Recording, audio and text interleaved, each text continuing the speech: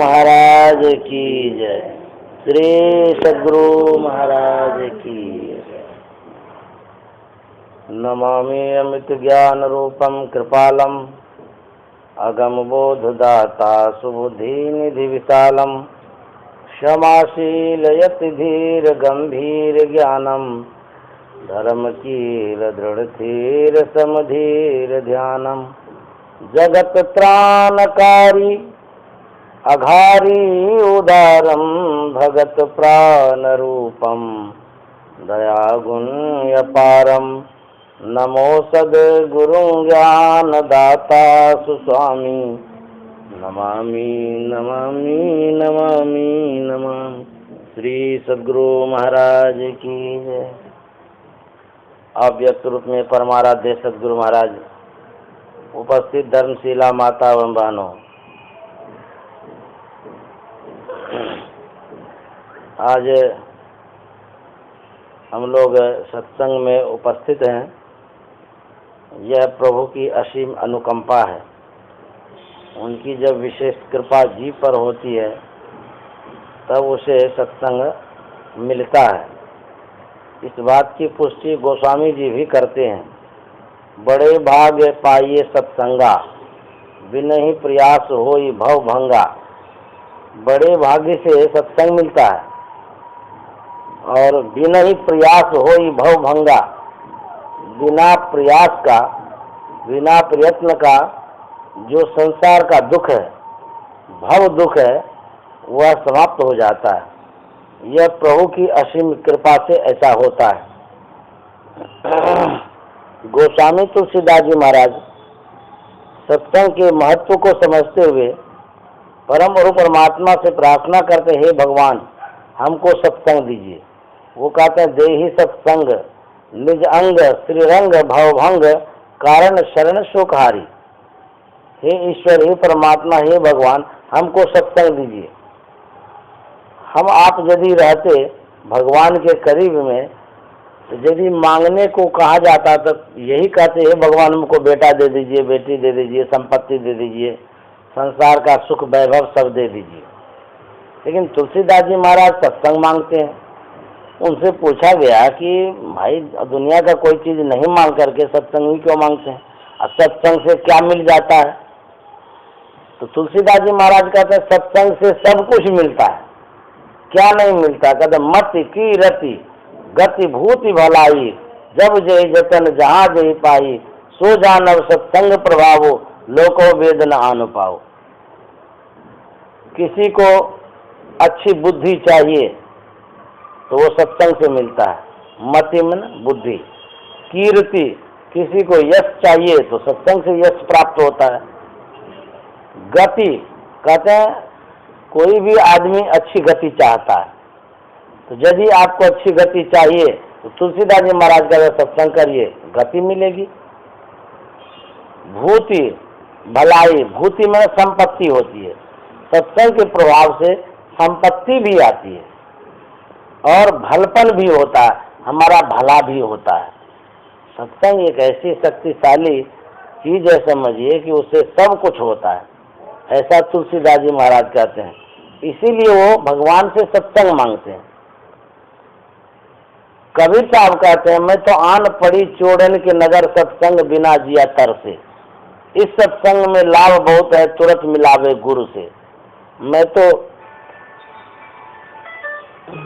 चोरों का नगर अर्थात अंधकार नगर में आ गया हूँ। अंधकार में जो जीव रहता है उसको सत्संग नहीं मिलता है। तो सत्संग बिना जिया तर से, सत्संग नहीं मिलता है तो जी तरसते रहता है। तो कबीर साहब कहते, इस सत्संग में लाभ बहुत है, तुरंत मिलावे गुरु से। ये जो सत्संग है, कहते इसमें बहुत लाभ है। तात्कालिक लाभ क्या है? कहते तुरंत मिलावे गुरु से। गुरु में ना ज्ञान, ज्ञान से मिला देता है। सत्संग का इतना महत्व है। तुलसीदास जी महाराज कहते हैं, मज्जन फल देखिए तत्काला, काक होई पिक बकऊ मराला। मज्जन मतलब बार बार जो सुनते हैं, समझते हैं, अभ्यास में जो लाते हैं भगवान के बातों को, कहते हैं इसका तत्काल फल क्या मिलता है? काक होई पिक बकौ मराला। काक में न कौवा, कौवा कोयल हो जाता है और बगला हंस हो जाता है। कहेंगे ये कैसे होता है, कोयल कैसे होगा? कहने का मतलब ये है जो कटुवादी है मृदुभाषी हो जाता है। संग का ये प्रभाव होता है। यदि कटुवादी व्यक्ति है, यदि मृदुभाषी का संग हो गया, धीरे धीरे धीरे उसमें विचार में परिवर्तन आ जाता है। ये होता है, संग का ये प्रभाव पड़ता है, विचारों में परिवर्तन होता है। ये संग का प्रभाव है। एक बार की बात है, भागवत की कथा है ये। जब कृष्ण का अवतार होने वाला था, भगवान कृष्ण देवकी के पेट में था। तो कंस को खबर दिया गया कि तुम्हारा जो दुश्मन अंतिम है ना कृष्ण, वही अवतार लेने वाला है, तुम्हारा जान खतरे में हो गया है। आवेश में आ गया कंस, है जान खतरे में है, हम तो कत्ल कर देंगे, न रहेगी बांस न बाजेगी बांसुरी। जहाँ से उत्पन्न होता माँ को ही खत्म कर देंगे। उनकी बहन थी तो बोले उसको खत्म कर देंगे, बच्चा आएगा ही नहीं संसार में, ना दुश्मन बनेगा हमारा। तलवार उठाया, अपने अनुचर के साथ चला, मंत्री सिपाही सब लेकर के। तो जेल में बंद था, दरवाजा खोला गया। जैसे ही देवकी के करीब पहुंचता है कंस, अब देखिए संग का प्रभाव क्या होता है वो बतला रहे। भगवान कृष्ण पेट में है, माँ के पेट में, तो भगवान कृष्ण के करीब कंस पहुंचता है, मतलब उनके माँ के करीब पहुंचा तो कृष्ण के करीब ही पहुंच गए। तो जैसे ही भगवान कृष्ण के करीब पहुंचते हैं तो देखिए क्या विचारों में परिवर्तन होता है। कंस सोचने लगा, अरे स्त्री हत्या का पाप लगेगा, मारना ठीक नहीं है, दुश्मन तो बच्चा है, अरे बच्चा बाहर आएगा, हम चुटकी से मसल देंगे, खत्म हो जाएगा वो। स्त्री हत्या करना ठीक नहीं है, क्यों हम पाप लेंगे ये। देखिए संग से कैसे विचारों में परिवर्तन आया। भगवान के करीब जैसे ही गए, देखिए उसका विचार बदल गया तुरंत। कहता ना ना ना, स्त्री हत्या नहीं करना चाहिए, बच्चा जैसे बाहर आएगा हम तो उसको मार देंगे मसल करके, और जाएगा कहाँ, जेल में तो बंद है, भाग के भी नहीं जा सकता। ये विचार उत्पन्न हुआ, फिर पीछे घसका, फिर चला आया घर। तो जैसे ही घर आया फिर कहता ये तो मोल ठीक नहीं है, हमने बहुत बड़ी भूल कर दी, क्या ठिकाना उस बच्चे का, मार ही देते तो अच्छा रहता। स्थान परिवर्तन जो हुआ तो देखिए मन में बदलाव आ गया। घर में जाते ही हैं हम छोड़ दिए, भूल कर दिए, बहुत बड़ी गलती हो गई, मारिए देते तो खत्म कर देते, ये क्या हम कर दिए। तो भगवान के करीब जो गए, ये प्रभाव है संग का, संग का प्रभाव पड़ता है। जैसे ही करीब गए विचार सात्विक हो गया, क्योंकि सात्विक व्यक्ति के संग में चले गए वो। फिर जैसे ही राज दरबार में जाता है, तामसिक व्यक्ति का संग होता है, वैसे विचारों में परिवर्तन हो जाता है। ये संग का प्रभाव होता है। सूरदास जी महाराज कहते हैं, तजो मन हरि विमुखन के संग, जिनके संग कुमति उपजत है, परत भजन में भंग, तजो मन हरि विमुखन के संग। जो हरि से विमुख है, जिसको परमात्मा से कोई लेना देना नहीं है, ऐसे व्यक्ति का कहते परित्याग कर देना चाहिए, उसका संग नहीं करना चाहिए। क्योंकि कहते कि उनके संग में जाने से भजन में भंग होता है, विघ्न पड़ता है। तो जिनके संग में भजन में विघ्न पड़े, वो ऐसा का संग नहीं करना चाहिए। ऐसा सूरदास जी महाराज कहते हैं। परत भजन में भंग, तजो मन हरि विमुखन के संग। कहता ऐसे का संग करने से हानि होती है, इसीलिए संग वैसे का करना चाहिए जिससे हमारा कल्याण हो। कल्याण जिससे होता है, और सबका संग करने से न गड़बड़ हो जाएगा। कहते हैं ना कि सिया राम मैं सब जग जानी, कराओ प्रणाम जोरी जुग पानी। मतलब सब में भगवान है, परमात्मा का वास है, सबका संग करना चाहिए। ठीक ही है, सबका संग करना चाहिए, लेकिन हमारे गुरुदेव कहा करते हैं कि देश काल पात्र देख करके संग करना चाहिए। यदि देश काल पात्र का ध्यान नहीं रखेंगे, लाभ की जगह हानि हो जाएगी। कैसे हानि होगी? जैसे मान लिया जाए आपके यहाँ एक गाय है, गाय एक जानवर है। आपके यहाँ मान लीजिए एक बाघ है, सिंह, वो भी एक जानवर है। दोनों को पालिए, दोनों को पालने में देखिए दोनों तो जानवर ही है, कथन सबका संग करना चाहिए। दोनों जानवर है लेकिन दोनों में अंतर है। गाय बेचारी जान से कभी नहीं मारती है, सिंह इधर उधर करेगी अलग बात है, लेकिन जान से नहीं मारती है, कभी नहीं मारती है। बाघ, एक सज्जन था, बाघ का बच्चा पाल रखा था, छोटा सा बच्चा, बड़ा दुलार प्यार करता था उससे। रोज ऑफिस से आते थे, खूब खिलाते थे, पिलाते थे, पुचकारते थे, हेल मेल बहुत हो गया था। होते होते होते सयाना हो गया। एक दिन ऐसे ही दुलार प्यार कर रहे थे, सहला रहे थे शरीर को। बाघ उसके पैर के त्वचा को चाट रहा था, तो उसका जीभ जो है ना, रुखरापन होता है जीभ में, तो चाट जो रहा था तो त्वचा फट गया। जोर से चाटे ना, रुखरापन होने के कारण कड़ा कड़ा होता है जीभ उसका, त्वचा फट गया तो खून निकल गया।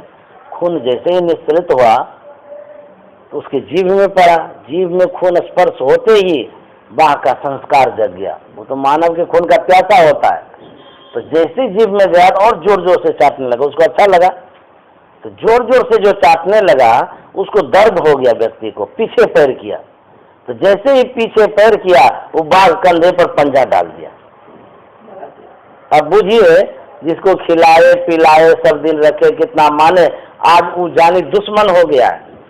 उस सज्जन कहता है नौकर से जल्दी बंदूक लेकर के आओ, नहीं तो जान खतरे में है। तो बंदूक लेकर के आया, उस बाघ के सीने में गोली दाग दिया, तब जाकर के इसका जान बचा, नहीं तो खा ही जाता। तो वही कहते हैं कि संग यदि वैसे का करिएगा जो हिंसक प्राणी जैसा है, तो एक न एक दिन गला घोट देगा आपका। मित्रता तो करते हैं, लेकिन देख सुन करके करनी चाहिए कि ये सही में मित्र के लायक है कि नहीं है। तो जानवर सब एक है, लेकिन सब में अंतर होता है। इसीलिए हमारे गुरुदेव कहते हैं सज्जनों का संग करिए। कबीर साहब कहते हैं कबीर संगत साधु की, जो गंधी को बास, जो कछ गंधी दे नहीं तो भी बास सुबास। संग करना चाहिए सज्जन का, साधु का। कहते साधु से झगड़ा भला, ताकत से नहीं प्रीत। साधु से यदि झगड़ा भी हो जाए तो कोई बात नहीं है, और यदि ताकत से प्रीत हो जाए, प्रेम हो जाए, कहते वो हानि पहुंचाएगा। कबीर साहब कहते खीर खार भोजन मिले, ताकत संग न जाए। बड़े बड़े व्यंजन मिलता है ना कहीं, कहते यदि वो ताकत है, अच्छे विचार का नहीं है, तो वहां जाने से हानि हो जाएगी। ताकत का संग नहीं करना चाहिए। इसीलिए कबीर सूरदास जी महाराज कहते हैं सज्जनों का संग करिए, दुर्जनों का संग नहीं करिए। संग का बहुत बड़ा प्रभाव पड़ता है। हमारे गुरुदेव कहानी कहते थे, गर्मी का मौसम था, एक हंस उड़ते उड़ते एक घने डाल पर बैठ गया, गर्मी से बचने के ख्याल से। तो आराम कर रहा था बैठ करके, उसी समय एक कौवा आ गया। कौवा तो दुर्जन प्रवृत्ति का होता है, बड़ा चालाक होता है। उसी हंस के पास वो बैठ गया। उसी गाछ के नीचे एक शिकारी आराम कर रहा था, गर्मी का मौसम था इसीलिए। तो कौवा देखिए क्या करता है, ठीक शिकारी के शरीर पर बीट कर देता है। अब बीट करके वो उड़ जाता है। वो तो उड़ गया, अब बच गया हंस। शिकारी को जो बीट पड़ गया तो नजर इधर उधर करने लगा, देखे कौन बीट किया, ऐसे करता है जैसे हंस है। आवेश में आ गया शिकारी, धनुष बाण उठाया, मार दिया तीर। हंस को लग गया तीर, हंस धराशायी हो गया। मरणांत के समय हंस कहता है कि देखिए मैंने थोड़ी देर के लिए दुष्टों का संग किया, थोड़ा देर तो मेरा प्राण जा रहा है। जो रात दिन दुष्टों का ही संग करता है उसकी क्या गति होती होगी। इसीलिए देश काल पात्र दे करके संग करना चाहिए।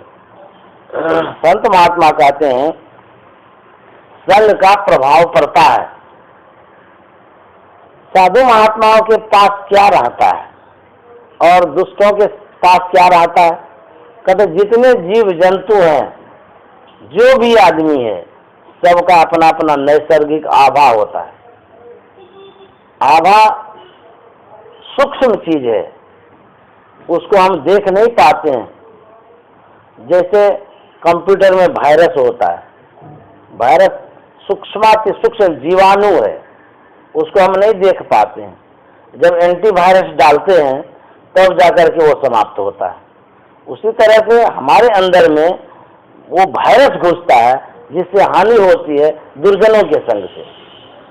सज्जनों का संग जब करेंगे तो एंटीवायरस आ जाएगा, तो आप पवित्र हो जाएंगे। वो क्या वायरस है? कहते हैं सज्जनों के साथ रहने से ज्ञान का आभा है, विवेक का आभा है, वैराग्य का आभा है, भक्ति का आभा है, सेवा श्रद्धा की आभा है, साधना की आभा होती है उनके अंदर। तो उनके करीब में जैसे ही जाते हैं उस आभा से आप आभूषित हो जाते हैं। हमारे गुरुदेव एक कहानी कहा करते थे, विदेश में अरस्तु नाम का एक संत था, विद्वान आदमी था। सुकरात नाम करके एक संत था, बड़े पहुंचे हुए संत। अरस्तु के मन में हुआ कि सुकरात इतने बड़े संत हैं, उनसे जिज्ञासाओं का समाधान कर लेना चाहिए। मिलने की इच्छा उन्होंने जाहिर की।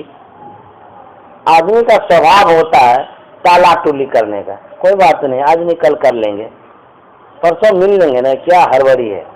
लेकिन संत महात्मा का तो सुबह से शीघ्रम, जो शुभ काम हो, पवित्र काम हो, उसमें देर नहीं करनी चाहिए, यथाशीघ्र कर लेना चाहिए। नहीं तो कल का क्या ठिकाना है, कल क्या होगा नहीं होगा। शुभ काम नहीं कर पाएंगे तो सब गड़बड़ हो जाएगा। इसीलिए सुबह से शीघ्रम उनके मन में हुआ मिलने का, लेकिन ताल तूल करते करते करते देर हो गई। आप लोग देर कर दिए, ताल तूल करते करते देर कर दिए। ताल तूल करते करते कितना जल्दी करते करते ड्राइवर को खोलिए बुलाए।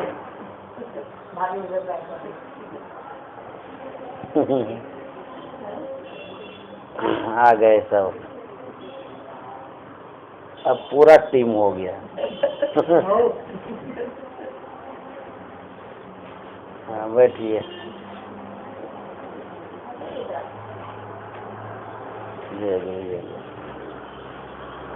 उनके मन में मिलने का था, लेकिन आलस्य बस टालते जो गए, संजोग ऐसा हुआ कि सुकरात चला गया जेल। अब जेल चला गया, जेल। अब इसके मन में मिलने की थी, अफसोस करने लगे ये क्या हो गया, वो जेल चले गए। लेकिन कहते हैं जिनकी रही भावना जैसी प्रभु मूरत देखा ही तिल जैसी। यदि मन में ठान लिए हैं मिलने का तो मिलन हो ही जाएगा। ये सोचे कोई बात नहीं, जेल में मिल लेंगे, क्या होगा।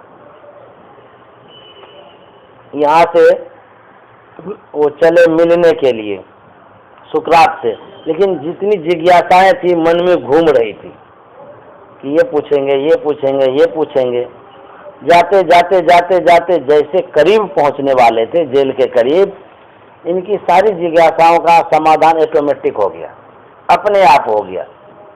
अरस्तु अब सोचने लगा इस सब जिज्ञासा का समाधान तो हो गया अपने आप, लेकिन एक जिज्ञासा रह गई, वह यह कि आखिर यह हुआ तो कैसे हुआ, यही है वो पूछेंगे। जिज्ञासा का समाधान तो हो गया, लेकिन एक जिज्ञासा रह गई कि ये समाधान कैसे हो गया अपने आप, यही जाकर के पूछेंगे। गए जेल, वहाँ पर खबर दिया गया, महात्मा सुकरात आए, देखते हैं बड़े विद्वान आदमी आया है। अरस्तु पूछते हैं कि आपका कैसे आना हुआ, क्या समाचार लाए हैं बताइए।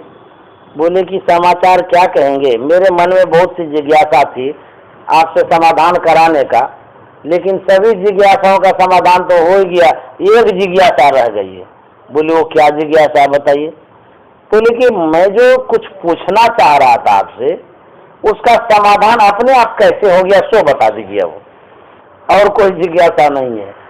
तो महात्मा सुकरात कहता है कि एक नैसर्गिक आभा होती है, उसका एक मंडल होता है। कोई भी व्यक्ति है, सबका अपना अपना आभा है। तो नैसर्गिक आभा के मंडल में जैसे आप प्रवेश किए, आपके जिज्ञासा का समाधान होते चला गया। सबका अलग अलग आभा होती है। तो आप जो हमारे करीब आए, करीब आते आते आते ज्ञान का आभा होता है। तो संत महात्मा तो ज्ञानी होते हैं, तो आपके जिज्ञासा का समाधान नजदीक आने के कारण हो गया। उसी तरह से साधु महात्माओं का जब संग होता है, उनके करीब आते हैं, तो उनके पास यही तो ज्ञान, वैराग्य, विवेक, श्रद्धा, भक्ति की बात कहते हैं। तो जैसे साधु महात्मा का दर्शन प्रसन्न होता है, एकाएक हमारा संस्कार जागृत हो जाता है। जो आध्यात्मिक जीवन है, आध्यात्मिक जीवन को हम एकाएक याद करने लग जाते हैं। जापल दर्शन साधु के साहब यावे याद, लेखा की सोई घड़ी बाकी के सब बाद। मान लिया जाए कंप्यूटर में बहुत सारा फाइल है, बहुत फाइल आप सेव करके रख दिए हैं, हजारों फाइल है। तो 2 महीना 3 महीना में आप उस फाइल को करीब करीब भूल जाते हैं कि किसमें क्या मैटर रखे हैं। होता है ना सर, किसमें कौन सा मैटर, किसमें वीडियो है, किसमें ऑडियो है, किसमें हिसाब करके रखे हैं, किसमें क्या है नहीं है, भूल जाते हैं। तो जब कंप्यूटर ऑन करते हैं, ऑन करते ही फाइल पर क्लिक करते हैं, तो जैसे ही फाइल क्लिक करते हैं, ऑन होते ही आपको मैटर सामने में आता है, तो याद आ जाता है, अरे फलाना चीज हम बढ़ करके रखे थे। कहते हैं उसी तरह से जब साधु महात्मा का दर्शन होता है, तो हमारा जो आध्यात्मिक फाइल है वो क्लिक हो जाता है, खुल जाता है। तो जैसे ही खुलता है तब परमात्मा याद आते हैं, भगवान को याद करते हैं। हम संसार में आकर के भूल गए हैं, हम क्या कर रहे हैं। अरे परमात्मा का भी भजन करना चाहिए। इस संसार में हम लोगों को क्या करना है, नहीं करना है, कर्तव्य को याद करने लग जाते हैं। तो जब साधु महात्मा का दर्शन होता है, तब हम इस ओर मुड़ते हैं, और जैसे ही उससे मुड़ जाते हैं, अर्थात साधु महात्मा से दूर होते हैं, तो खाली संसारी संसार नजर में आता है। फिर परमात्मा याद नहीं आते हैं, उधर का फाइल क्लोज हो जाता है, फिर इधर का फाइल ओपन हो जाता है। तो हमारा जो मन है इस संसार की तरफ इधर क्यों ज्यादा जाता है? इसलिए ज्यादा जाता है कि परमार्थ की तरफ हम लोग कम आते हैं। परमार्थ की तरफ विशेष जब आएंगे, तब जो है कि इधर का फाइल क्लोज होगा। तो कहते हैं कि क्या संसार को छोड़ देना चाहिए? तो संत महात्मा कहते हैं कि संसार को छोड़ के कहाँ जाएंगे, जहाँ जाएंगे वहां तो संसार ही संसार है, सब जगह संसार है। एक बार गुरुदेव ने कहा, एक बाबा जी घर से निकल गए, तो घर से निकल करके चले गए जंगल। तो जंगल में जाकर के भी वो चैन से नहीं रहने लगे, चैन नहीं हो रहा था उनको। कहते हैं घर में हुआ खटपट तो चल बाबा के मठ पर, मठ में हुआ काम तो रमते राम, रमते राम में हुआ फाका तो सबसे बढ़कर के गृहस्थी पाका। कभी कभी ऐसा होता है कि फाका पड़ गया तो गृहस्थी पक्का होता है। तो घूम फिर करके यही आते हैं। हमारे गुरु महाराज ने कहा, जीवन बिताओ स्वावलंबी, भरम मारे फोड़ी कर, संतों की आज्ञा है में ही माथ धर छल छोड़ी कर। स्वावलंबी जीवन बिताने के लिए कहा गया, घर गृहस्थी में रह करके भजन करने के लिए कहा गया। घर बार परिवार रोजगार छोड़ने की आवश्यकता नहीं है, ये सब में रहते हुए आप भगवत भजन कर सकते हैं। लेकिन गुरु महाराज कहते हैं कि 50-50 होना चाहिए, 50 संसार के तरफ, 50 परमार्थ के तरफ, तब जो है ना तराजू बराबर रहेगा, पलड़ा, नहीं तो अनबैलेंस हो जाएगा तो नैया डगमगा जाएगी। कहते हैं कि आधा तो दीजिए संसार के तरफ समय, आधा परमार्थ के तरफ, तब आपके जीवन की जो तराजू है ना बैलेंस बना रहेगा। तो हम लोग क्या करते हैं, अनबैलेंस कर देते हैं, पूरा संसार में घूमे रहते हैं, घुले रहते हैं, फिरे रहते हैं, सुबह से लेकर के पूरा 12 बजे रात तक। उसके बाद गहरी नींद आती है तो उसके बाद सो ही जाते हैं। परमार्थ कहाँ जाता है, उड़ने के लिए पता नहीं चलता है। इसीलिए इतना भूल भुलैया करेंगे तो फिर कहते हैं आगे समझ पड़ेगा भाई, आगे समझ पड़ेगा। आगे कब? जब आप उस स्टेज पर पहुंचेंगे जिस स्टेज पर आप कुछ कर नहीं पाएंगे, बीमार हो जाएंगे, अस्वस्थ हो जाएंगे, शरीर में शक्ति नहीं रहेगी, दुर्बल हो जाएंगे, कमजोर हो जाएंगे, बेसहारा हो जाएंगे, उस स्टेज में आप क्या करिएगा? कुछ होगा आपसे? इसलिए कहते हैं कि अभी से ही समझ जाइए, आखिर एक न एक दिन तो संसार छूटेगा, सबका छूटता है, अवश्य छूटेगा। दुनिया का कोई चीज सत्य हो या ना हो ये हम नहीं कहेंगे, लेकिन मृत्यु ध्रुव सत्य है, निश्चित है। आए हैं तो जाएंगे, राजा रंग फकीर एक सिंहासन चढ़े चले, एक बंदी जा देंगे, अवश्य यहाँ से जाना होगा। यदि शुभ कर्म किए तब तो स्वर्ग जाएंगे, शुभ कर्म नहीं किए तब तो कहाँ जाएंगे? देख लीजिए, कोई ठिकाना ही नहीं है। कबीर साहब ने कहा है, सुकृत कर ले, नाम सुमर ले, को जाने कल की, जगत में खबर नहीं पल की। इस जीवन का कोई ठिकाना है?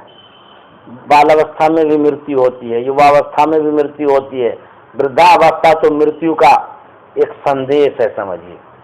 उस समय तो सोचना ही नहीं है हम मरेंगे कि क्या नहीं मरेंगे, वो तो अंतिम घड़ी में आप जा रहे हैं। जब तक सांस है प्रभु की कृपा है। तो कहते हैं कि जो कुछ भी करना हो, जो युवावस्था होता है, अर्थात जब शक्ति रहती है शरीर में, युवा किसे कहते हैं? जिसमें ओज हो, तेज हो, शक्ति हो, बल हो, शौर्य हो, कार्य करने की क्षमता हो, उसको युवा कहते हैं। जो खाट पर पड़ा रहता है, युवा अवस्था है लेकिन खाट पर पड़े हैं, तो वो बूढ़ा है, उस समय उसको युवा अवस्था नहीं कहेंगे। जो खाट पर पड़ा रहेगा उसको युवा अवस्था नहीं। जो चलता है, घूमता है, काम करता है, उसको कहते हैं युवा। यौवन शक्ति को कहते हैं। आप काम करते जा रहे हैं, परमार्थ में लगे हुए हैं, सब काम करते हैं, समझिए आप में एनर्जी बनी हुई है, शक्ति बनी हुई है, आप युवक हैं। वही कहते जब तक युवा अवस्था है, अर्थात जब तक स्वस्थ आप हैं, तब तक आप कुछ कर सकते हैं। मान लिया जाए सिर में कहीं दर्द हो जाता है, तो उस समय भजन कर सकेंगे? दर्द से इतना बेचैन रहेंगे, कहेंगे हमको कुछ सूझता ही नहीं है। कान में दर्द हो जाएगा तो तब भी भजन नहीं होगा, आंख में दर्द होगा तो तब भी भजन नहीं होगा, नाक में दर्द होगा तब भी भजन नहीं, दांत में दर्द हो गया तो तभी भजन नहीं होगा, पेट दुखने लगा तो उसमें भी भजन नहीं होगा, अंग प्रत्यंग दर्द करने लगा तब भी भजन नहीं होगा।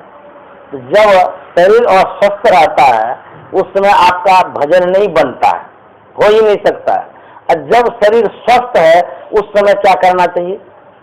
उस समय क्या सोते ही रहना चाहिए, घूमते रहना चाहिए? पूर्ण स्वस्था अवस्था जो आपको मिला है ये प्रभु की कृपा है, उसी अवस्था में आपको भजन करना है। यदि स्वस्थ अवस्था में भूल गए तब तो बीमारी दे देंगे आपको सोने के लिए, सोते रहिए, छटपटाते रहिए। स्वस्थ जब तक है तब तक कोई काम हो सकता है, न ध्यान होगा न सत्संग होगा, बीमारी में कुछ नहीं होता है। बीमार अवस्था में कुछ कर ही नहीं सकेंगे, घर का भी काम नहीं हो सकता है।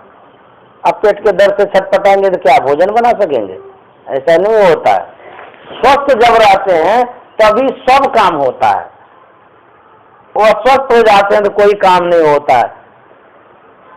तो जब हम स्वस्थ हैं तब भगवत भजन करना चाहिए।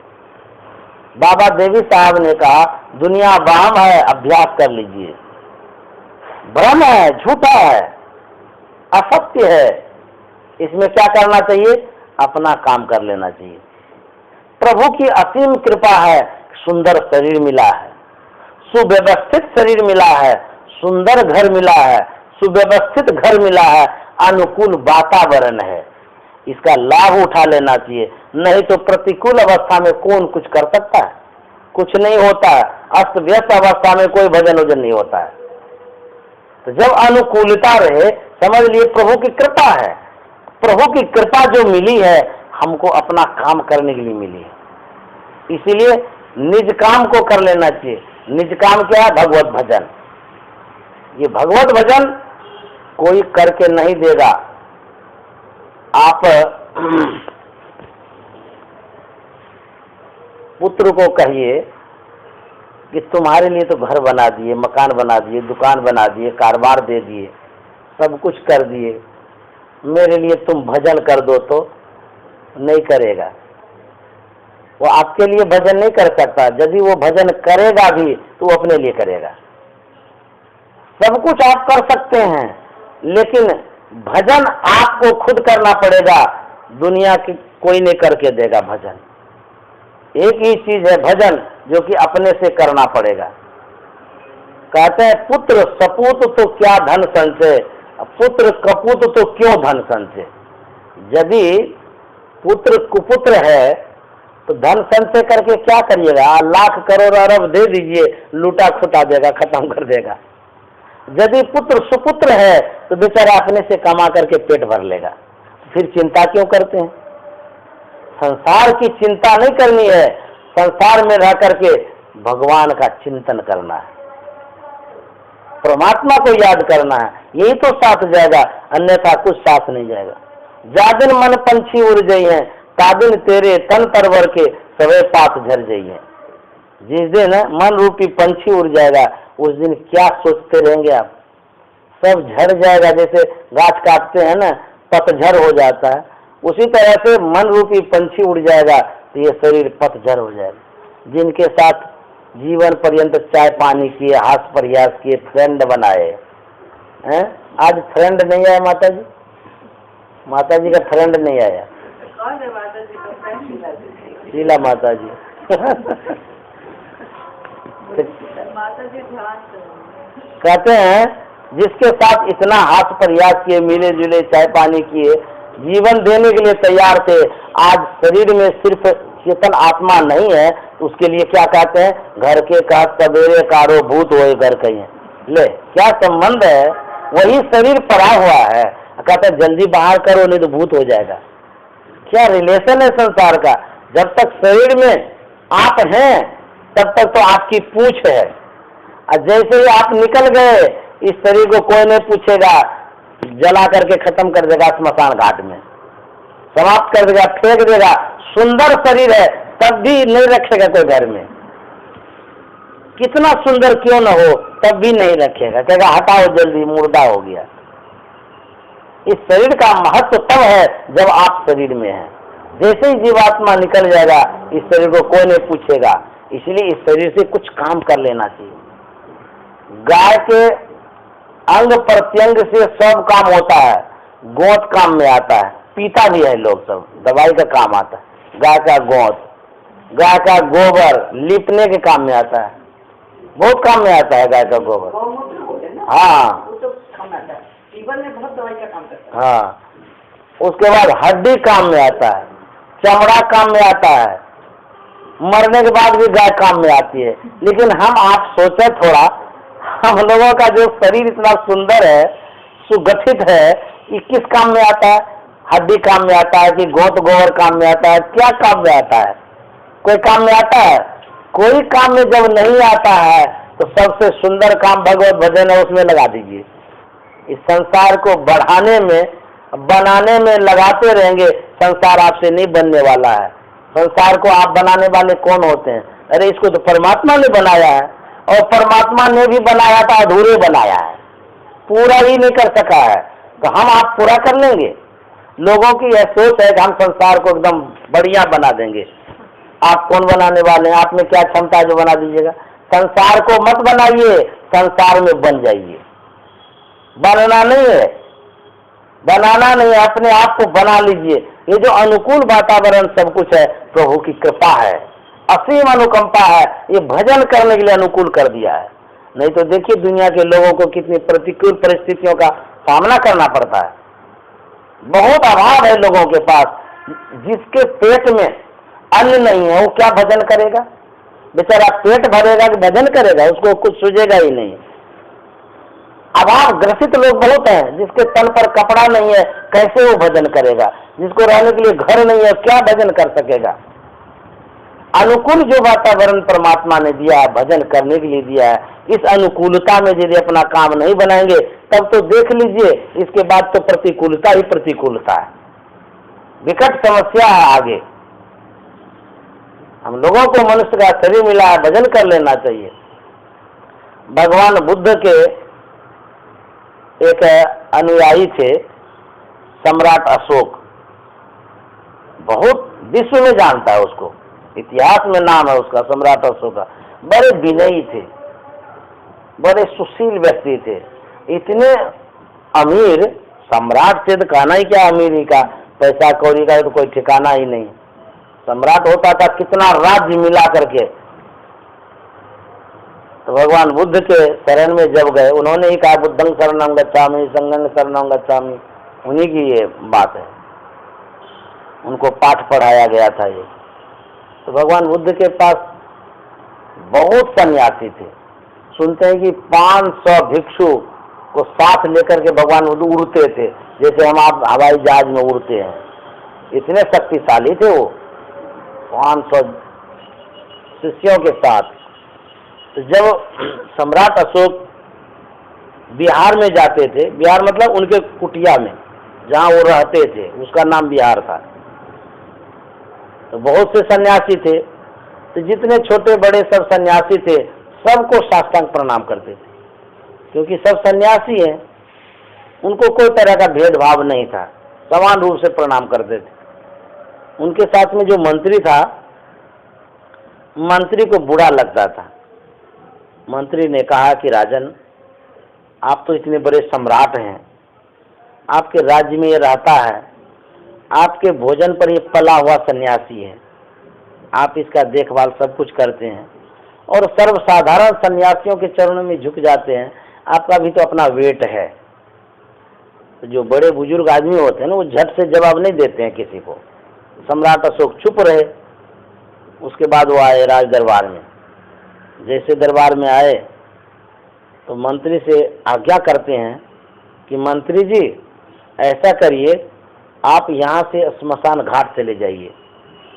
स्मशान घाट में नरमुंड और जानवरों की हड्डियों को इकट्ठा करिए, जो लागत खर्च हो उसी हिसाब से दाम रखिएगा, 2 दुकान लगा लीजिए। बोले हे राम, ये क्या हो गया? कहाँ हम सम्राट के पीछे घूम रहे थे, ये कौन राहु केतु घेर लिया, हमको स्मशान भेज रहे हैं। अब बेचारे का तो कुछ चारा नहीं। बोले कि जो आपको मजदूर लेना हो, जो कुछ भी करना हो करिए, जाइए, ये काम करिए, आप हिसाब दे दीजिएगा हमको बेचने के बाद। आज्ञा है तो जाना पड़ा। स्मशान घाट गया, नरमुंड इकट्ठा किया जितना स्मशान घाट में था। उसके बाद जानवरों की हड्डियों को भी इकट्ठा किया, 2 दुकान लग गई और जो लागत खर्च था उसी हिसाब से दाम रख दिया गया था। जानवरों की हड्डियां तो के दिन में बिक गई, नरमुंड कोई लिया नहीं। लौट करके आया सम्राट अशोक के पास, बोले कि महाराज, नरमुंड तो कोई लिया नहीं, जानवरों की हड्डियां सब बिक गई। बोले अरे तुम दाम ज्यादा रख दिया होगा इसीलिए नहीं लिया कोई। बोले नहीं नहीं, ऐसा तो नहीं किए। सम्राट अशोक ने कहा कि उसमें लिख देना कि नरमुंड मुफ्त में मिलता है।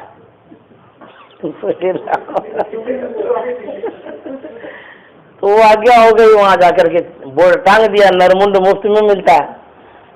स्मशान घाट हो, वहां नरमुंड इकट्ठा हो तो कोई जाएगा? डर के मारे कोई जाता ही नहीं था। अरे राम, इतना इकट्ठा नरमुंड हो गया, भूत होगा पकड़ लेगा। सुबह से शाम हो गई, कोई झांकने तक नहीं गया डर के मारे। शाम को आया मंत्री जी तो हिसाब देने लगे। बोले कि राजन क्या कहेंगे, नरमुंड लेने की बात आप कहते हैं, कोई झांकता तक नहीं है, पूछता नहीं है, 1 पैसा कीमत नहीं है उसका। तो सम्राट अशोक कहता है कि मंत्री जी ये बताइए, जिस सर का कीमत 1 पैसा भी नहीं है, कोई उस सर को झांकना नहीं चाहता है, यदि यह सर संत के शरण में झुक गया तो क्या हानि हो गई? सम्राट अशोक के चरणों में झुक गया वो। बोले महाराज माफ कर दीजिए, बहुत बड़ी गलती हो गई। इस सर का महत्व तब है जब संत के चरण में झुकते हैं, नहीं तो ये सर क्या है, सरा हुआ है। ये सर किस काम का, माथा किस काम में आएगा? इस पर तो कुत्ता पैखाना करेगा जब नहीं रहेंगे शरीर में। तो कहता है इस अंग प्रत्यंग से संतों का सेवा, साधु महात्माओं का सेवा, दर्शन कर लीजिए, जो सेवा बन पड़ता है सो कर लीजिए, नहीं तो यह शरीर यूं ही समाप्त हो जाएगा। खूब सुंदर शरीर को सजा करके अब पलंग पर खाली पोसते रहिए तो क्या हो जाएगा? एक न एक दिन तो समाप्त हो जाएगा ये सुंदर, अब कोई रखेगा भी नहीं। ये रहे कि चलो अरब खरब इसका दाम होगा तो पोसो खूब बढ़िया से, पालते रहो खूब मनक्का किसमिस खा करके। कहते पोसने से कोई काम नहीं देगा, एको पैसा नहीं देगा कोई, बिकता भी नहीं है। तो कहते हैं कि इसको खूब हलवा पूरी टिकरी खिला करके पोसते रहेंगे। क्यों? इससे काम ले लीजिए, खूब काम करिए, घर का काम, बाहर का काम, संसार का काम, जो भी भगवत भजन हो सब कर लीजिए। जितना समय बिना काम का बीतता है समझ लीजिए कि घाटा लग रहा है आपको। एक मान लीजिए गाड़ी आपके पास है 1 करोड़ का, यदि एक दिन उसको बैठाते हैं तो कितना वेस्टेज जाता है, वेस्ट होता है ना। इंटरेस्ट जो लेते हैं वो कितना कम हो जाता है एक दिन बैठने से। उसी तरह से लाख अरब खरब के समान ये मनुष्य का शरीर है। यदि एक दिन इसको बैठा देते हैं, कोई काम में नहीं लगाते हैं, तो देखिए कितना लॉस जाता है। सोचते हैं इस शरीर का करोड़ों कीमत है, एक दिन बैठा के रख दिए तो कम से कम लाखों का तो हर्जाना होता ही होगा। ये हर्जाना किसका है? परम प्रभु परमात्मा ने मनुष्य का शरीर दिया है, करोड़ों का शरीर है ये, अरबों का। यदि इसको यूं ही गंवाते हैं तो कहते हैं कि इसका चुकता करना पड़ेगा, हिसाब देना पड़ेगा, बड़ा महंगा पड़ेगा बाद में। बैंक से नहीं लेना चाहिए लोन, चक्रवृद्धि ब्याज लेता है। उसी तरह से परमात्मा के तरफ से ये लोन जो मिला है ना शरीर, समझिए चक्रवृद्धि ब्याज जोड़ेगा, बड़ा मुश्किल है।